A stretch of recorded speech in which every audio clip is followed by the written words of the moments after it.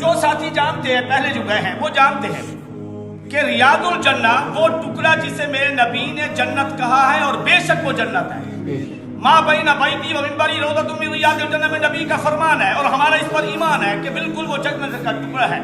لیکن اس جنت کے ٹکڑے میں جانے کے لیے اب جو قانون بنا ہے وہ ایک سعودیہ نے ایک ایپ جو ہے متعارف کروائی ہے نسو کے نام پر۔ پہلے آپ اس سے وہ اجازت لیں گے اس ایپ کے ذریعے سے، پھر آپ وہاں ریاض الجنت جا سکتے ہیں۔ جب میں پچھلے مہینے گیا تو اجازت لی تو وہاں میں گیا تو وہ جو میرا اجازت نامہ تھا جو موبائل کے اندر آیا تو 2 جگہوں پہ وہ چیک کیا گیا۔ کتنی جگہ پہ؟ 2 جگہ چیک کیا گیا۔ دونوں جگہوں پہ جب چیک ہوا تو میرا اجازت نامہ صحیح تھا، مجھے انہوں نے ریاض الجنہ جانے دیا۔ 2 چیک پوسٹوں سے گزر کر میں جنت میں پہنچا، ریاض الجنہ میں پہنچا۔ وہاں ہی میں جب یہاں سے گزر رہا تھا تو میں نے کہا میں جب پاکستان جاؤں گا میں اس پر ایک مستقل جمعہ پڑھاؤں گا، اور میں نے یہ جمعہ پڑھایا ہے کہ دیکھیں وہ جنت جو زمین پر ہے میرے نبی نے فرمائی اور حقیقت بالکل جنت ہے، اس میں جانے کے لیے چیک پوسٹوں سے مجھے گزرنا پڑا۔ اسی طرح جو آسمان پہ جنت ہے اس جنت میں جانے کے لیے بھی مجھے چند چیک پوسٹوں سے گزرنا پڑے گا۔ شیخ عبد القادر گیلانی محبوب سبحانی رحمۃ اللہ علیہ کتاب ہے بنیۃ الطالبین میرے پاس موجود ہے، اس میں یہ بات موجود ہے صفحہ 387 پہ۔ فرمایا کہ جب جہنم کے اوپر پل صراط بچھائی جائے گی، یہ جہنم ہے، اس کے اوپر پل صراط ہے، آگے جنت ہے۔ پل صراط جو ہے وہ بال سے زیادہ باریک ہے، تلوار سے زیادہ تیز ہے، اس کے اوپر چڑھنے کا 500 سال کا راستہ ہے، اوپر چلنے کا 500 سال کا راستہ ہے، پھر اترنے کا 500 سال کا 1500 سال کا راستہ ہے یہ۔ اور فرمایا کہ اس پل کو کچھ لوگ وہ ہوں گے جو ہوا کی طرح تیزی سے وہ کراس کر لیں گے، کچھ لوگ وہ ہوں گے جو تیز سواری کی مانند اسے کراس کر لیں گے، کوئی دوڑ کی صورت میں اسے کراس کرے گا، کوئی اسے چلنے کی صورت میں کراس کرے گا، کچھ گرتا پڑتا، اور کچھ وہ لوگ بھی ہوں گے جو کٹ کٹ کر جہنم کے اندر نیچے گر رہے ہوں گے۔ اور اس پل صراط پہ میں مختصر کرنے لگا ہوں، پل صراط پر 8 چیک پوسٹ ہیں، 8۔ پہلی چیک پوسٹ پل صراط کی جس پر آپ کو چیک کیا جائے گا، فرمایا یہ بات بنیۃ الطالب موجود ہے، فرمایا پہلی چیک پوسٹ پہ ہر ایک سے ان کا ایمان چیک کیا جائے گا، عقیدہ چیک کیا جائے گا۔ اگر اس کا عقیدہ موحدانہ ہوا، مشرکانہ نہ ہوا، اگلی چیک پوسٹ تک پہنچے گا۔ اگر پہلی چیک پوسٹ میں اس کے عقیدے میں کوئی غلطی کمزوری پکڑی گئی تو وہاں سے اسے جہنم کے اندر پھینک گیا۔ تو پہلی چیک پوسٹ وہ وہاں عقیدے کی ہے، میں گنوا دیتا ہوں اس پر ایک تفصیلی بات کر کے بات سنو۔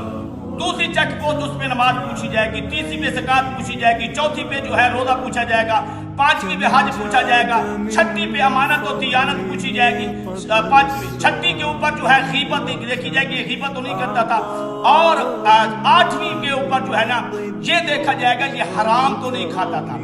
یہ 8 چیک پوسٹ، ایک چیک پوسٹ پہ 1 گھنٹے کی گفتگو ہو سکتی ہے، لیکن میں پہلی چیک پوسٹ کی بات کرتا ہوں اس لیے کہ کوئی بھی سفر ہو، کوئی بھی منزل ہو، اس کی پہلی چیک پوسٹ اہم ہوا کرتی ہے۔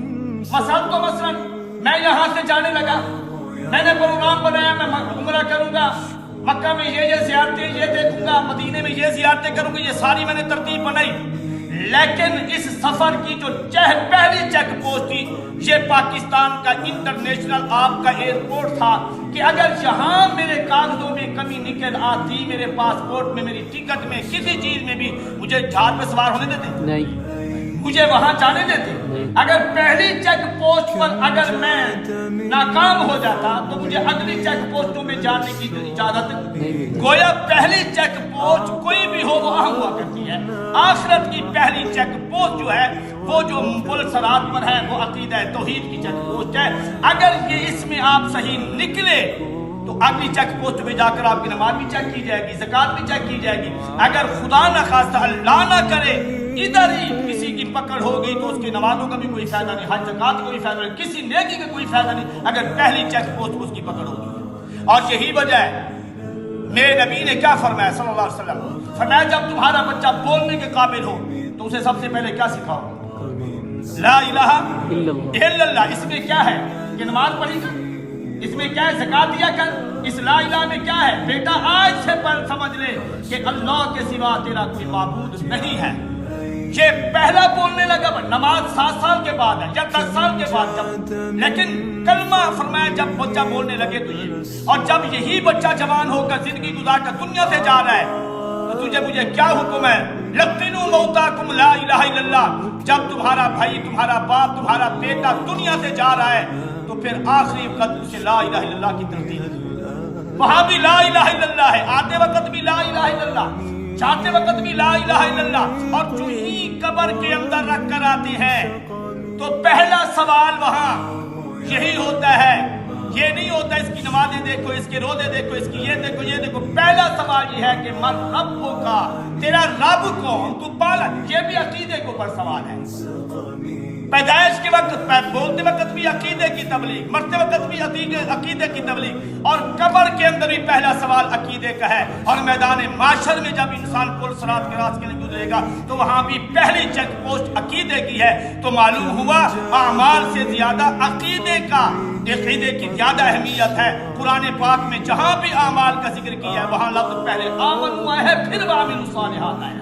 پہلے آمنو پھر عامل الصالحات، آمنو عامل الصالحات، ایمان پہلے اعمال۔ اور میرے نبی کی 23 سال نبی زندگی کے اندر 13 سال میرے نبی کے لا الہ الا اللہ پہ گزرے، میرے نبی کے اسی مسئلے کو سمجھانے کے لیے۔ آج اس دور میں جس دور سے ہم گزر رہے ہیں، نمازی ہزاروں ملیں گے، لاکھوں ملیں گے، حاجی ہزاروں لاکھوں ملیں گے، لیکن قرآن کا تھرمامیٹر لگا کر دیکھو، موحد آپ کو خال خال ملے گا۔ نمازی بھی ہے، حاجی بھی ہے، قاضی بھی ہے، لیکن قبر پرست بھی ہے، غیروں کو مشکل کشا بھی سمجھتا ہے۔ یہ کیا توحید ہے؟ لا الہ الا اللہ کا معنی یہ ہے لوگوں اللہ کے سوا کوئی مشکل کشا نہیں، کوئی حاجت روا نہیں، کوئی بگڑی بنے والا۔ غوث اعظم بھی وہی ہے، لجپال بھی وہی ہے، غریب نواز بھی وہی ہے، دستگیر بھی وہی ہے۔ آج میڈیا کا دور ہے، خدا کی قسم آج جان کو اتنا خطرہ نہیں ہے جتنا کہ آج کے مسلمان کے ایمان کو خطرہ ہے۔ میڈیا کے ذریعے سے صاحب دستار، صاحب جبہ، صاحب قبہ اور پیر مولوی بڑے خوبصورت لباس چال ڈھال میں بیٹھ کر وہ ایسی ایسی شرکیہ گفتگو کر رہے ہوتے ہیں۔ آج کا نوجوان سمجھتا ہے یہ بہت بڑا مولوی ہے۔ کیوں بڑا ہے جی؟ پاک وڈی ہے، یہ بڑا مولوی ہے۔ کیوں جی؟ یہ دستار بہت وڈی ہے، یہ داڑھی چٹی ہے، داڑھی وڈی ہے، یہ جبہ بڑا سونا، یہ قبہ بڑا۔ اور مولوی جبیاں تے کبیاں نال وڈا نہیں ہوتا، مولوی وہ وڈا جڑا قرآن بیان کرتا، تیرے نبی کا فرمان بیان کر دے۔ میرے نبی نے فرمایا 2 چیزیں دے کے جا رہا ہوں، قرآن یا حدیث دے کے جا رہا ہوں، جب تک ان کے ساتھ تم جڑے رہو گے تم گمراہ نہیں ہو سکتے۔ ہم کدھر کدھر بھٹکتے پھرتے ہیں، کہاں کہاں جا رہے ہیں۔ ایک مولوی میڈیا پہ یہ مولوی کہہ رہا تھا، کہہ لگا یہ جو حضرت شیخ عبد القادر کو دستگیر کہتے ہیں، کیوں کہتے ہیں؟ کتنی کفریہ بات ہے، آپ سن کے حیران ہوئے۔ کہا کہ حضرت شیخ عبد القادر نے اللہ کو کہا یا اللہ تو نے آسمان بنایا مجھے دکھائے، مجھے دکھائے نہیں۔ اللہ نے کہا آ میں تینوں دکھاواں۔ اے ہن گپ پہ کوئی سچ اے گپ پہ سچ نہیں، سچ اے ہے، سچ نبی دا فرمان ہے۔ اے گپ پہ اللہ نے فرمایا آ میں تینوں دکھاواں 7 آسمان، فرمایا پہلے آسمان، دوسرے آسمان، چوتھے، پانچویں، چھٹے، 7ویں پہ لے گیا۔ اور جب واپس حضرت شیخ عبد القادر آنے لگے، اللہ بھی واپس آنے لگا تو اللہ کا پاؤں پھسل گیا اور شیخ عبد القادر گیلانی نے اللہ کو سہارا دیا، اس لیے ان کو دستگیر کہا جاتا ہے۔ استغفر اللہ۔ اب جب ایسی کفریات میڈیا پہ پھیل رہی ہوں تو پھر اس دور میں قرآن کو سیکھنا فرض عین ہے۔ قرآن کے قریب آؤ، دین کو سیکھو، خدا کی قسم ساری نیکیاں کرو، سارے اعمال کرو، اس سے پہلے قرآن سیکھ کر عقیدہ سیکھو۔ جو کچھ کہا سنا اللہ